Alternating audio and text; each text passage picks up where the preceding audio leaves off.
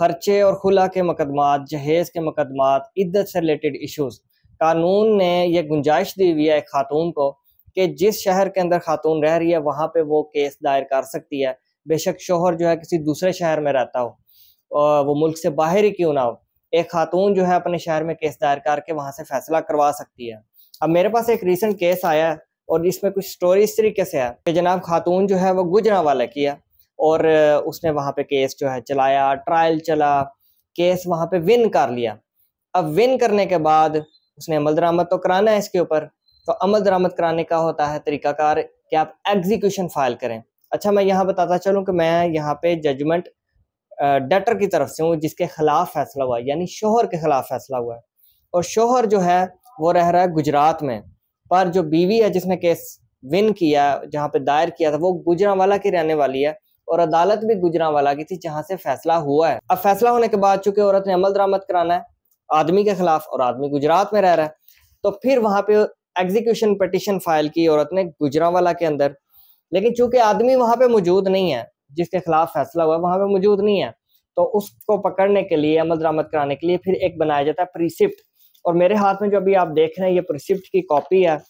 और ये प्रिसिप्ट क्या होता है ये मैं अभी आपको बताने लगा हूँ। प्रिसिप्ट ये होता है कि जनाब वहाँ की अदालत गुजरांवाला की रिक्वेस्ट करेगी गुजरात की अदालत को कि जनाब बंदा आपकी ज्यूरिस्डिक्शन में बैठा हुआ है जिसके खिलाफ मैंने फैसला किया, अब इसको पकड़ने के लिए आप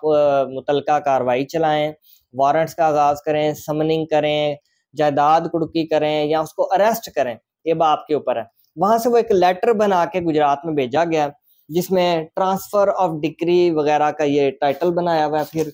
इसमें साथ कुछ सर्टिफिकेट्स लगे हुए हैं जो अदालत ने रिक्वेस्ट किया गुजरात की अदालत से कि जनाब आप फलां बंदे को पकड़ें और केस को अपने पास चलाएं, जो फैसला मैंने किया इस पे अमल दरामद कराएं। और इसके अंदर और क्या क्या चीज़ें हैं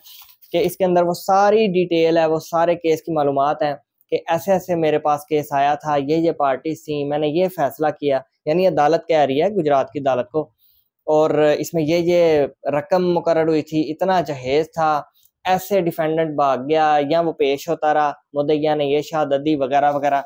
तो मेन पॉइंट्स जो है गुजरांवाला की कोर्ट ने बता दिए गुजरात की कोर्ट्स को इस प्रीसिप्ट्स की शक्ल में, दावे के साथ कॉपी भी लगी हुई है कि जनाब ये दावा मेरे पास मुद्दइया लेकर आई थी जब इसने खर्चे का केस किया था या जहेज का केस किया था, मैंने ये फैसला किया था, एविडेंसेस इसमें क्या क्या है वो साथ लगे हुए हैं।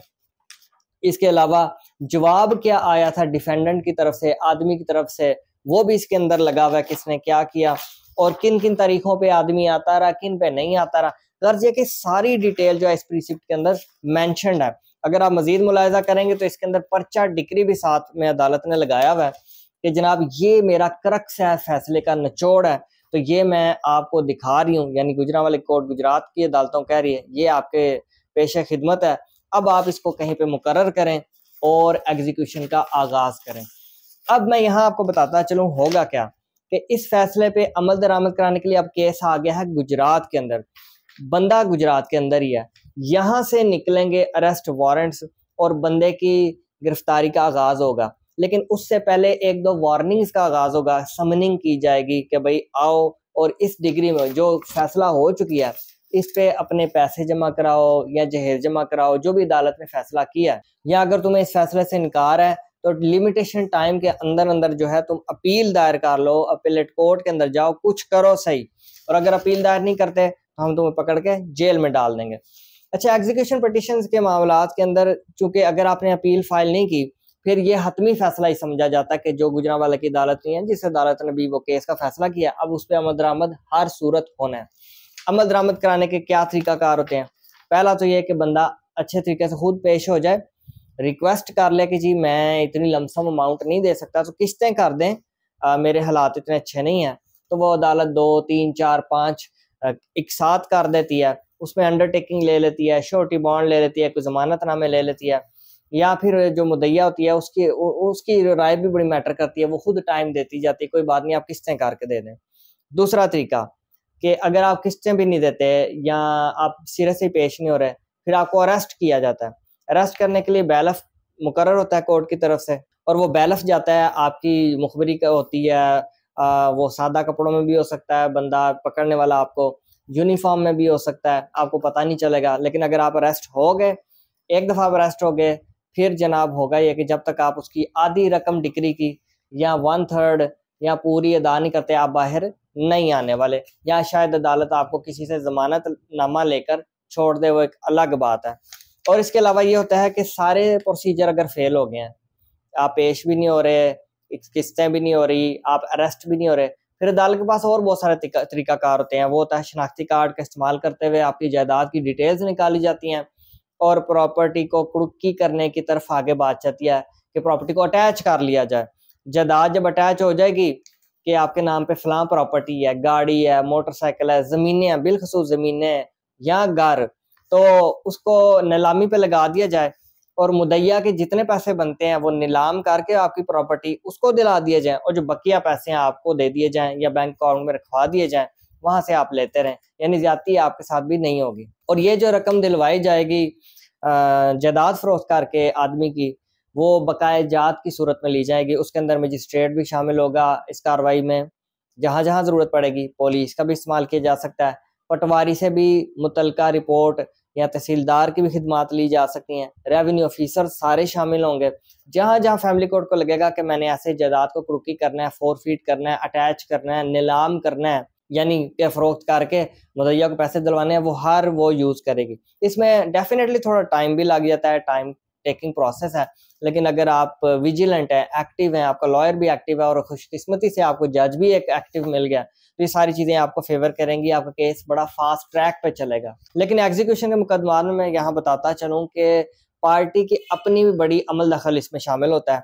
कि आप कितने एक्टिव हैं। और मुखबरी करना कि अगर फॉर एग्जांपल मैं अपने ही केस में ले लूँ, ये वैसे मैं थोड़ा फर्जी बनाया, इसमें तो बहुत सारी चीज़ें जो है मैं